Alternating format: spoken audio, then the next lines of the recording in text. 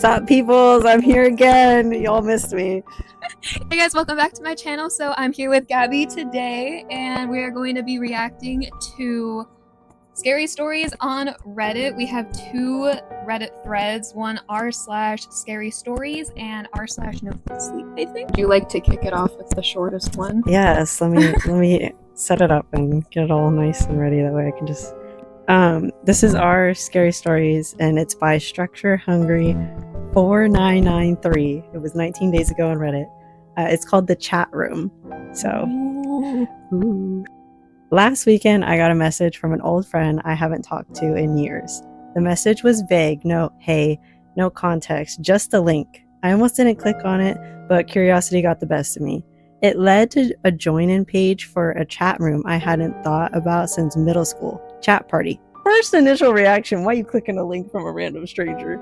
I didn't even think the site still existed. It looked exactly the same as I remembered. The bright green text, clunky conversation list on the left-hand side of the screen, and the overly bright white background. I almost forgot what it was like before dark mode. I typed in my old username, real priority, with a bunch of capitalization. It's like R3, capital A, capital L, lowercase p, lowercase r, 1 OR, which are in lowercase, 1 TY, which is in lowercase. This is like the weirdest amalgamation of it. I think.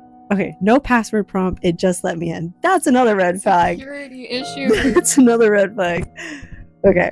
There are only 3 active online users. Me, my friend, and Real Priority. Wait, I thought Real Priority was them. So maybe let's keep reading. Hold on. I looked at the next sentence, but okay. we will find out. Oh. Maybe we can keep reading. Sorry, I judged too early, guys. At first, I thought it was a glitch, or my friend had set up a bot as some kind of joke. But then, Real Priority started typing, "Hey, you came back." I didn't respond. I just watched the 3 dots appear and disappear. I've been waiting, watching. I finally typed, "Who is this?" They replied almost instantly, "Me, you." Then they started sending messages, dozens of them, things I had forgotten I had even said, stuff I typed in the chat room when I was 12, inside jokes, embarrassing crush confessions, even little lies I used to tell people. Then newer things I've said last week to people in real life. I told my friend to stop, but they didn't respond. Their username went gray and went offline. Now it's just me and me. Tomorrow, 4:30 p.m. The chat froze, it crashed, and I haven't been able to get it to load again since. It's 4:25 p.m. right now. He's right behind me, isn't he, guys? Yeah. Okay. Tomorrow, 4:30. Okay, looking with at something nice. The thing that would make me not nervous in this is the fact that once me started typing, my friend also went offline. So I'm like, that I would instantly think it's my friend. Oh yeah.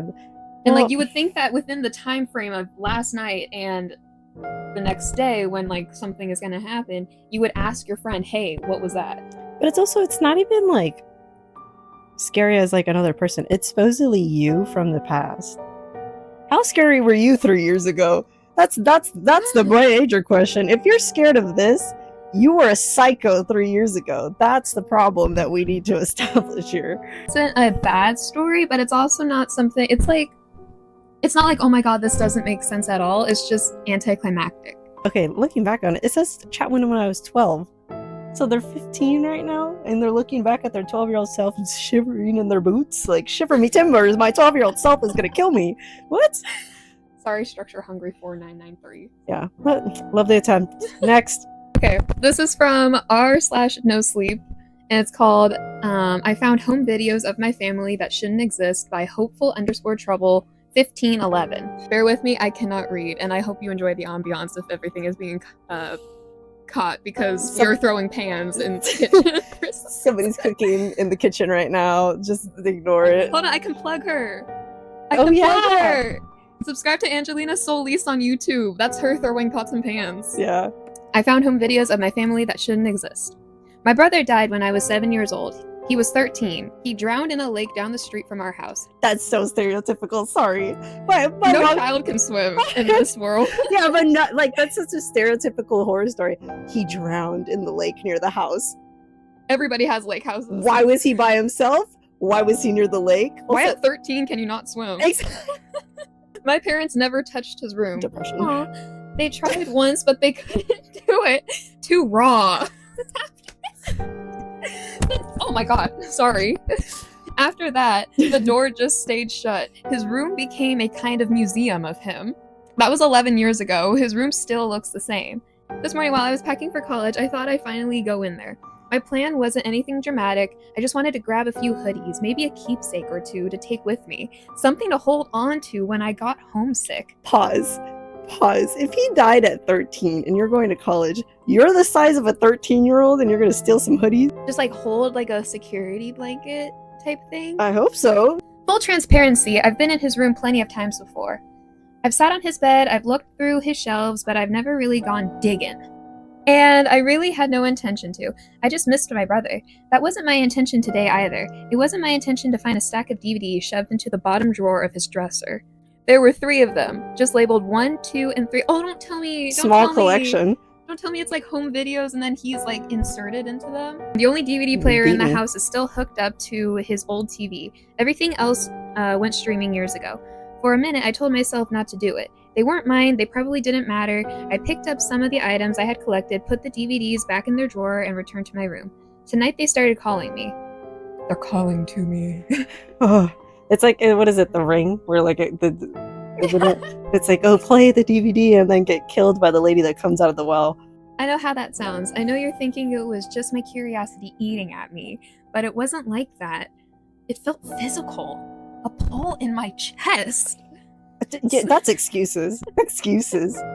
Me just self-control. Whoever this is, woman or man, whoever this is that's going to college.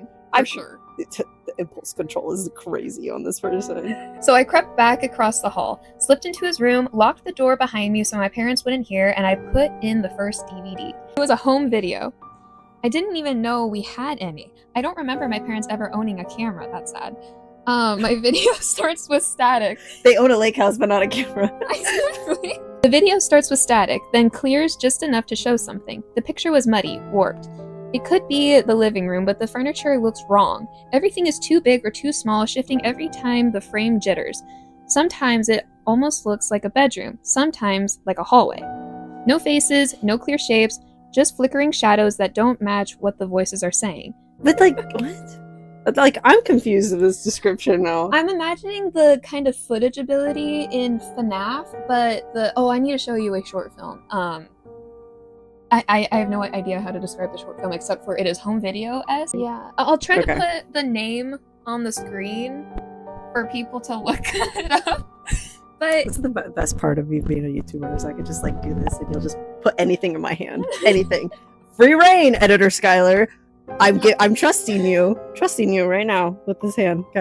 Because there are voices, familiar ones, laughter, clinking dishes, and my mom, and my mom calling my brother's name, it sounds like family in the background, just out of sight. I hear my brother's laughter, and the sound swallows me whole. It rings through my head, bouncing off the bones that make up my skull. Then beneath it is another voice. Low, deliberate, close enough that you couldn't miss it. You haven't noticed yet. Then the video cut off, just like that. I scrambled to replay it, not even thinking about the other 2 discs, still stacked under the TV. I just wanted to hear him laugh again. That laugh. I tried not to think about the end, though the fear— I think that's the only thing I would think about, not like my siblings' laughter. Though the fear of it was crawling slowly up my spine as I hit play. Because the way it spoke, it sounded like it wasn't part of the recording at all, like it was speaking to the camera, to me. I pressed play again, this time pausing every few seconds, desperate to make sense of what I was seeing, but nothing held still. Everything on the film looked almost familiar, like a room you swear you've been in, but can't place. The walls are still too narrow, and the colors are washed out enough to make it something you've never seen before. It made me feel like my brain was short-circuiting. Then I froze the frame, just before the moment he laughed, and there it was, a caption faint and yellow burned into the corner of the screen. July 30th, 2015, 7 months after my brother drowned. Wait, so this jumbled video has this caption that it's 7 months after he died? Yeah, and I don't know. Maybe we'll find out. Let's just keep reading it. Sorry, viewers. Sorry my analytical brain keeps trying to pause this. My first thought was that it was a glitch. It had to be. The camera must have been off by a year. There's no other explanation. I force myself to breathe and to shove back the rising panic. Then I press play again. His laugh filled the room, and for a second my fear washed away. It was just him again. He was alive, warm, present, a bittersweet rush of comfort and grief. But then the voice returned, closer this time, wet against the microphone, broken and cutting in and out of the static. You noticed. Okay, hold on. So I'm so happy this is almost over. I can't read. Yeah, but also like very stereotypical of every DVD that's haunted thing. We both have like the worst hearing too, so we wouldn't even probably get this far. We would try I have it to one watch time. this 20 times. Like I'd be on like a year later, still listening to the man's laughter, because like A ghost is just like I'm depressed. I miss my brother. Like I would love to hear his laugh again. So I'd probably be listening to this for a year before I noticed the little voice in the back that's trying to haunt me. I would give up. Just simply, I would listen to it again to try to hear it, but then I would be like, no, okay, word, and then I would put in the next disc. I ripped the DVD out of the player and threw it across the room. Destroyed. Not even gonna look at it again. I don't even know why I did it. Adrenaline, I guess? My hands were shaking so hard I couldn't control myself. I'm trying to think of logical explanations. I want to believe there's one, but every reason I come up with feels paper thin. I just bolted back to my room and dove under the covers. You are, like, if you're college age and this is the best route you have... You need help. Like that would help. What's the next line? They admit it. They admit that they're a sad person. I don't want to watch the other videos. I don't. How are you not curious? They were curious earlier, so why did the curiosity fade? That now that you got some in your ear? But I can feel them pulling at me. Like they're not finished. Like I owe them something. I can't sleep. It's dark, it's late, the rain just started, the bathroom faucet always drips, but tonight it sounds much louder. You can almost confuse it for footsteps. See, okay, that's a good line to end it on. However, I don't think that the story built up to that kind of ending. Level. Yeah, because I feel like the ending, if the beginning of the story was creepier and it had like more. Yeah, but it would be a good ending. Next one. This one is r/no sleep by Detective Waff, which is WAFF. Okay. There haven't been any stars in the sky lately. I was relaxing on my balcony when I noticed. It was a small passing thought. Maybe it would stun you for a second, elicit some kind of small investigation, make you search through your recent memory until inevitably, can't say it. Moving on. Those panic thoughts thrust themselves into your head. No, of course they were. You just saw them a few days ago, maybe a week? No, it hasn't been over a month, has it? Such thoughts would bring about forced realizations. I mean, who really remembers the last cloud they saw? The last speck of dust? The last blade of grass? There is something... This person's trying to be smart because they keep putting all these words that I cannot pronounce. Omnipresent. Okay. There is something omnipresent about the natural things of the world. I mean, I don't even know. What does omnipresent... Hey, Skylar, put the definition of omnipresent in Gabby's hand. In my head.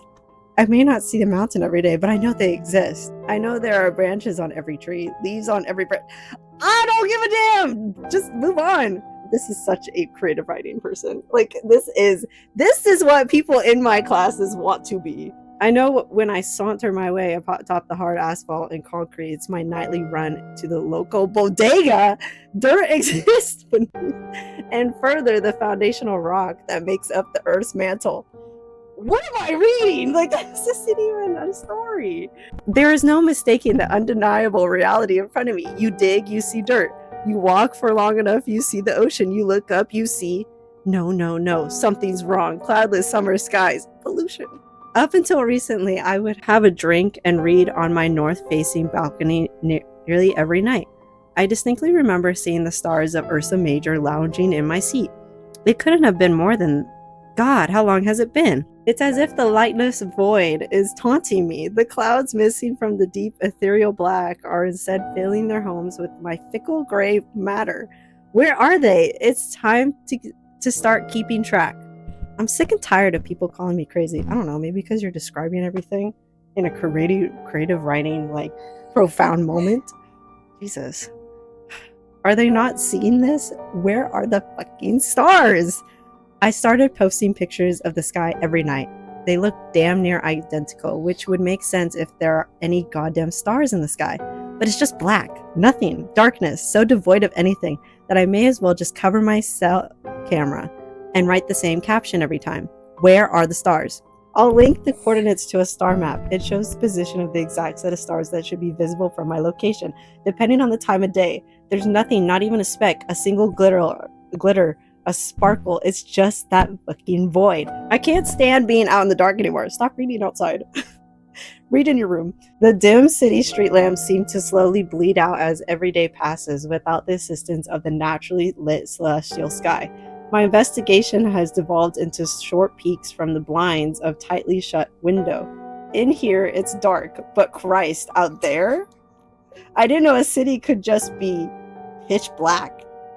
So imperceptibly, that surrounding mesh with the night is in such a way that the horizon is obliterated, and any semblance of an outline or perspective fades away into this Stygian homogeneity. What is that? Stygian homogeneity? I don't even know where I'm looking anymore. Where are the fucking stars? Where the fuck am I? Where the fuck are we? We, as a species, are kept sane by certain truths. There is something out there. That there are stars. That there is ocean. That there are trees. That there are... Fuck me. Is anyone else even still out there? I keep posting the same fucking photo over and over again. God, am I even looking up anymore? Where in here starts and out there starts is becoming impossible to perceive. Am I even taking pictures? It's not just sight. I don't even feel right. I mean, a bodily experience to this. It's heavy as if I fell into a barrel of jet black paint, thrashing, flailing, struggling to breathe. This incurable weight dragging me deeper and deeper into silent, encompassing abyss. I don't understand what's happening. I can't stop looking deeper and deeper and deeper and deeper and deep. This is something omnipresent about the natural things of the world. There are branches on every tree, leaves on every branch. No, this isn't me. Something's happening. I'm feeling myself slowly drift away. I need to get a message out.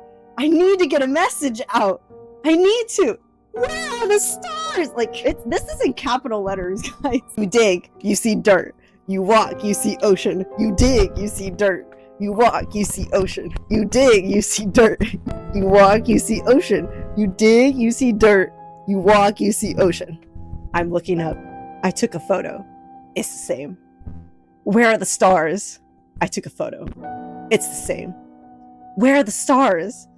Where are the... I found them. I found them. Look up. Look up. Look up. Look up. You dig, you see dirt. You walk, you see ocean. You look up. You see...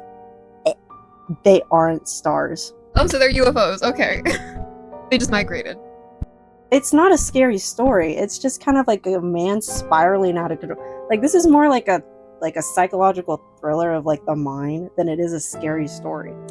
So this one is from r/scary stories by That Eagle 5950. This is called Overprotective. When I was in middle school, I didn't have a lot of friends. It didn't make me sad though. Lonely, but not sad. I would walk home every day reading a book, and I was content. My walk home was short.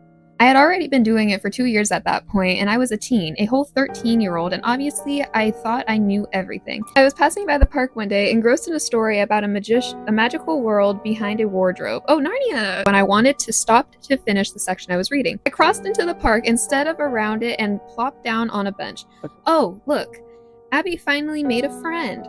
And their travel size, a girl's voice squealed.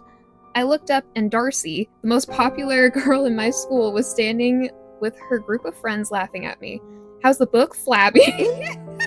Maybe you'll find a different book to be your boyfriend, she continued, earning a high five from the girl to her right. Oh, yes, guys.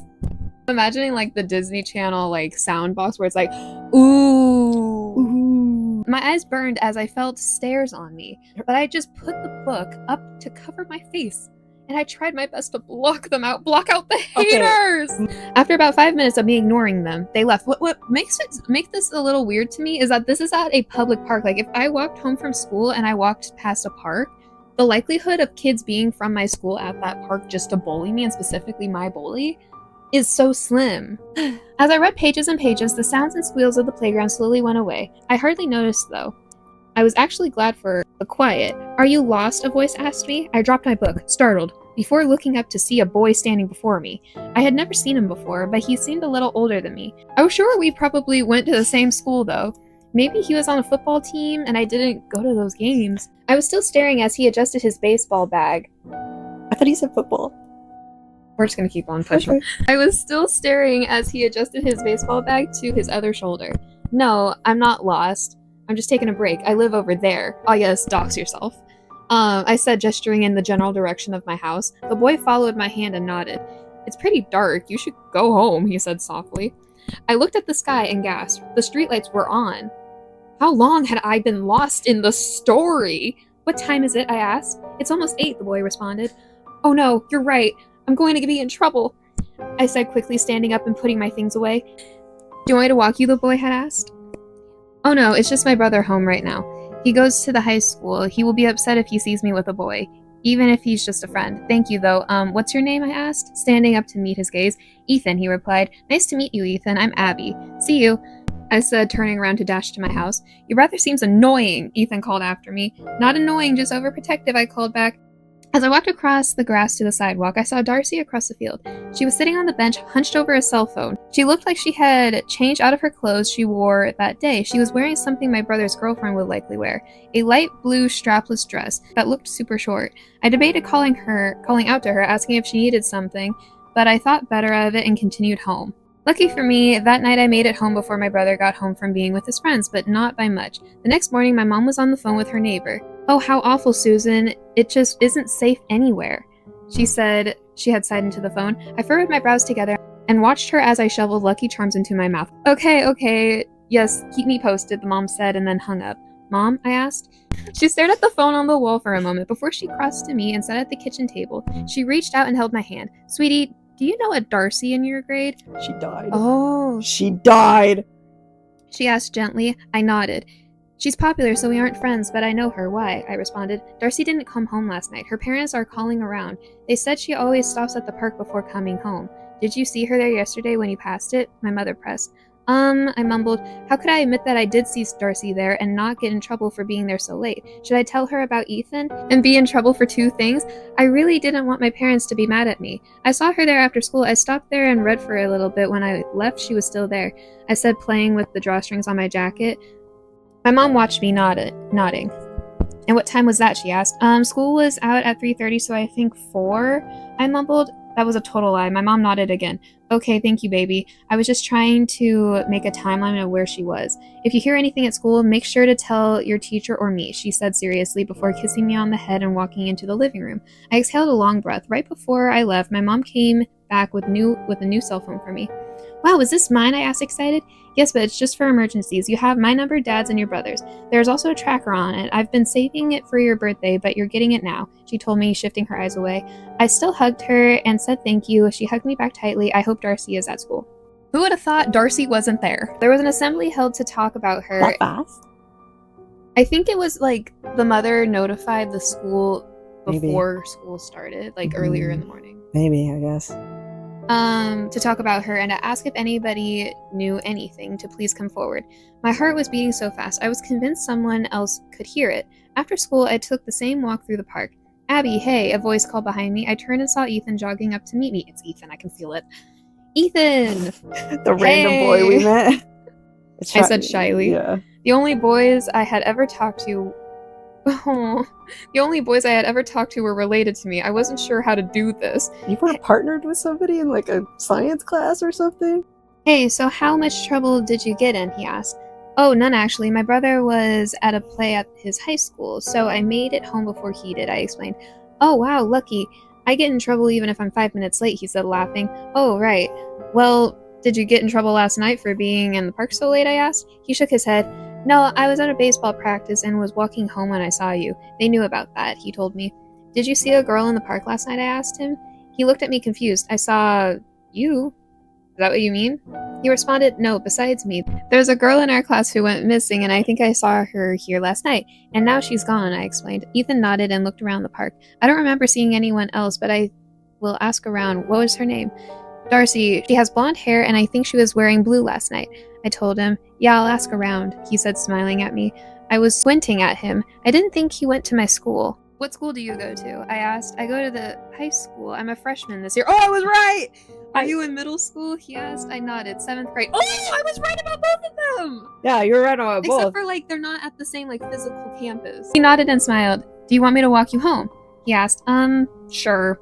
I responded. After Darcy went missing, I was anxious about walking home alone. We walked a short distance to my house, laughing and talking. Now that I felt more relaxed, I noticed just how cute Ethan was.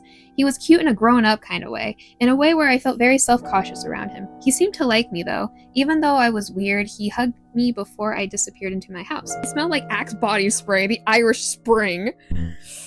I'm never washing this shirt again, I whispered. A week went by and no news about Darcy. Ethan walked me home every day. He said I needed someone looking out for me, and I felt like a princess with her knight accompanying her. He would walk me to the house next door, reminded me about my brother not seeing us, and waited for me to make it into the house. He even gave me his phone number and would text me goodnight every night. My brother, Derek, had noticed my shift in mood. What are you smiling about, dork? He asked with chips in his mouth. This is so cliche. Ethan had just sent what I think was a very flirty message. 2 years is nothing. When I'm 30, you'll be 28, and by that point, we might be married. I will build you your own library in our house, smiley face. OMG, nothing, I said, smiling. Derek shrugged and returned to his own phone. Do you know an Ethan? I asked him. That is so creepy. I always hated the idea, you're so much older. And there's such a big difference, especially. And I hate when people talk like this because it feels predatory, even though it is just 2 years. 2 different maturity levels. Ethan what? He responded, not looking up from his phone. Oh, I don't know his last name, but you still don't know his last name. But he's on the baseball team. He's tall and has light brown hair and freckles, I gushed. Derek shook his head, still engulfed in social media. There's not an Ethan on baseball, he responded. But yes, he is. He has a baseball bag, I argued. Derek's head shoots up. Have you talked to this guy? Why are you talking to a guy in high school anyways? He demanded. Uh-oh. I'm not. I just saw him at the park and talked to him for a second. He just seems nice, that's all. I said quickly. Derek looked at me for a long moment and shook his head. Don't talk to high school guys, Abs. They only want one thing, okay? He asked. I nodded. Good big brother. That's a good big brother. He turned back to his phone and I got up to go to my room. My heart was thumping. That was too close. As I crossed behind Derek, I saw he was searching for an Ethan on social media. I continued texting Ethan in my room. I was just starting to get ready for bed and then his name popped up on a call. Oh my god, I whisper shouted. I took a few deep breaths before answering the call. Hello, I asked. Hey, gorgeous, his smooth voice responded. I could feel myself practically swooning. I laughed like a maniac and then took another deep breath. What are you up to? I asked. I'm just finishing up at practice and I was thinking maybe we should meet up, he responded. Like, right now? I asked. He laughed softly. Yeah, we never really get time alone when I walk you home. Wait, aren't you guys alone when you guys walk? Not really alone. In the cover of night. And only in the cover of night are we truly lonesome. Because I'm Batman. My heart flipped. Well, do we need to be alone? I asked, laughing awkwardly. Well, if I want to feel like I can kiss you without your brother seeing, he chuckled, double flip. Oh, well, I don't know about tonight. Derek is downstairs and he will see me if I leave, I stammer. Go out your window? And it's with a question mark. Go out your window? Ethan offered. I looked at my window with the unicorn curtains hung over them. She does not need a boyfriend if she has the unicorn curtains still up, bro. I mumbled. Well, how can you be my girlfriend if you won't come and see me? Ethan asked. Girlfriend? Triple flip. Okay, I'll come, but just for a little bit, I said. I'll meet you at the park and see you. Why are you doing this for a man? Why are you doing this for a man? Ethan said cheerfully. When we hung up, I jumped in a circle in my room. He called me his girlfriend and he wanted to give me my first kiss. I couldn't believe I was just floating off the ground. God, the bar is so low right now. I quickly changed into a cuter outfit and glossed up with cherry lip smackers. Aww. Luckily, my window was very easy to get out of. Derek wouldn't check on me, but just in case he did, I turned the light off and shoved some pillows in the bed. I didn't realize how fast I was walking, and I made it to the park in record time. Ethan was waiting for me on the bench. He was texting on his phone when I walked up, but smiling when he saw me, and slipped his phone back into his pocket. "Hey," he said softly, wrapping me in a hug. I giggled and hugged him back. It really was a perfect night. The moon was large in the sky, and the stars were twinkling like they were encouraging us. "Should we sit?" I asked, gesturing to the bench. Ethan shook his head. "Nah, come on, I have a better idea." "He's moving you to a second location!" "Run!" I'm reading. Oh my god. The fact that you said that and not me, because I'm the one that's studying that. Oh, Jesus. Like, this is going to be Darcy 2.0. I think that's maybe who Darcy was waiting for. Or, let's say he manipulated Darcy because she was mean to Abby and he actually just wants Abby. He said, taking my hand and leading me across the grass to a small parking lot. "Where are we going?" I asked. "I have my mom's car tonight. I thought we could drive around, maybe go get food, maybe something else," he said, winking at me. "Ethan, I don't know. You're only 15. You don't have a license," I protested. "I drive all the time. I promise I'm great," he said, just as we made it to the dark red sedan. "Owner of the white sedan, you left your lights on." He opened my door for me. "Milady," he said, bowing. I looked at the back seat through the window. It was empty except for a blue shirt laying on the seat. "Where is your baseball stuff?" I asked. He blinked slowly and looked at me. "What?" he asked. "Your baseball stuff. Wouldn't you have it with you if you just left practice?" I asked, tilting my head. "Oh, I must have left it there in my locker room. My bad," he responded. I was quiet for a few moments, and I could feel this weird feeling creeping up in my stomach. That's really your fight or flight, honey. "I really shouldn't. Can we just walk around the park?" I asked. "Don't be silly. We won't be gone long. Just get in the car," he said, smiling his familiar smile. I mumbled, looking over my shoulder at my neighborhood. "I don't think so, Ethan. I'm going home. Maybe another time," I offered. I didn't want him to be mad at me, but I didn't want to be gone so long that Derek noticed. "Abby," Ethan said, laughing softly. I stay still. "Get in the car, please," he said, but it was different this time. He sounded angry. Just then, my phone had begun to ring. When I pulled it out, Derek's name flashed on the screen. "Crap," I whispered. "It's Derek. I think he knows I left. I really have to go." "No, I mean, just get in the car. I'll drive you home," Ethan said quickly, like he was panicking. My phone rings again. "Why do you want me to get in the car so badly?" I asked. "Just please get in," Ethan demanded. "No," I yelled. "Damn it, Darcy, get in the car," Ethan yelled back. Not gonna lie, this one's actually hooking me. This one's actually good. Yeah, this one's actually a good one. I froze. Once Ethan realized what he said, his eyes widened. Oh my god," I whispered. The rest of Ethan's clever mask shattered, and then he lunged for me. I was able to drive out of the way, landing in the grass, before pushing myself up to my feet as I began to run. I could feel Ethan right behind me, yelling, and his hands just narrowly missing me. I saw red and blue lights flashing towards the park. "Help," I yelled, waving my arms. "Shut up," Ethan screamed. I crossed the grassy field as the police cars pulled around the park. "Help me, please," I screamed. "No," Ethan yelled. The police were still far. I can see them start to get out of their cars. I ran as fast as I could, sobbing and trying to go even further. "Hey," the voice bellowed to the side of us. Ethan and I both turned our heads as a dark figure tackled Ethan to the ground at full speed. It was so dark I could see two figures rolling around the grass, not stopping until a loud crack sounded and Ethan screamed in pain. The police were around us then, and the dark figure stood and turned to me. "Derek," I sobbed. He rushed to me and enveloped me in a hug. I cried into him while the police handcuffed Ethan, yanking him to his feet as he screamed and complained about his apparent broken wrist. "Aw, poor baby." "How did you know where I was?" I asked. Derek took out his phone and pointed at the tracking app my mom had installed on our phones. The one time I have ever been grateful for my mom's overprotectiveness. "You were right," I said, putting my face in my hands. "High school boys are awful." Derek was quiet, so I uncovered my eyes and peered at him. He opened his mouth to speak, but closed it immediately as the police officer approached us. "Hey kids, are you okay, both of you?" she asked. Derek and I nodded. "Okay, great. Your parents are on the way, but we wanted to ask you some questions. You're not allowed to do that if they're underage." Hold on. Also, how do you know their parents are on the way if you've never established a point of contact? Okay, as a police officer, you're supposed to establish a point of contact, then ask if it's okay if we speak with you. Can we do this? And also, as Skylar said, they're minors. So you have to get a parent's approval. So having them call their parents and then have them come to the scene, then you can ask them questions. "But we wanted to ask you some questions. Abby, is it?" she asked. I nodded. I didn't know he was mean. Oh, see, that's how young she is. She just described somebody that was about to literally kidnap her, potentially end her life, as mean.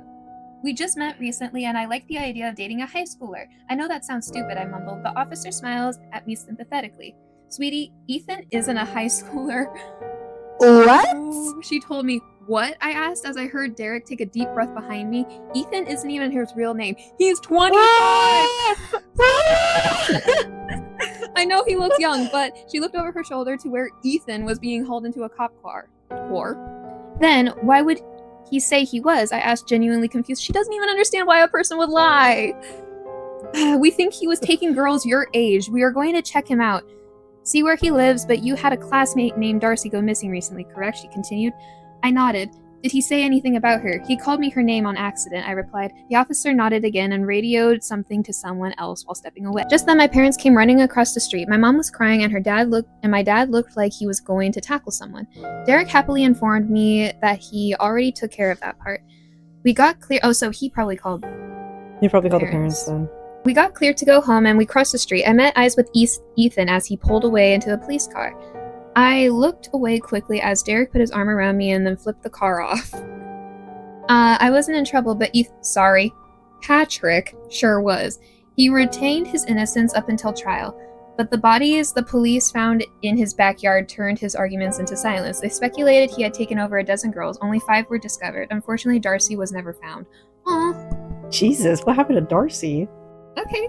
So, That was interesting. I liked that. So, should we rank them? that one was probably number 1. Yeah, that was definitely number 1. What is this one? I would say I think the home videos would be second for me, then Chat the chat room. room, and then the stars. the stars is just. I think it was just some person was having a prompt about stars and just took it and ran with it. Those are our stories that we picked for today. If you like this content, please like and subscribe, and you'll see more of me, occasionally her. And yeah, I will see you guys next time. Bye bye.